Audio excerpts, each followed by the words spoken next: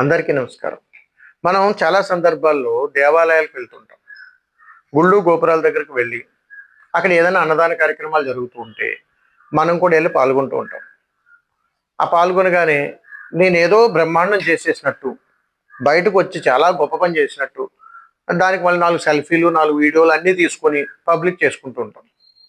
మరి నువ్వు దేవాలయంలోనికి వెళ్ళినప్పుడు, భగవంతుడిని దర్శనం చేసుకోవడానికి వెళ్ళినప్పుడు, అక్కడ ఏదైనా దైవ సంకల్పాల కార్యక్రమాలు జరుగుతూ ఉన్నప్పుడు, మనం పాల్గొని ఉన్నప్పుడు, అక్కడ జరిగినటువంటి మార్పులేమిటి?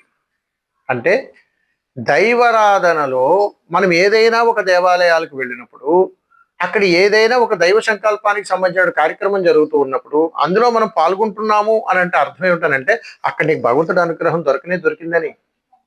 అలా దొరికినటువంటి అనుగ్రహాన్ని సద్వినియోగం చేసుకోవాలి అనంటే, మన మనసుని ఆ కార్యక్రమం మీద లగ్నం చేయమని అర్థం.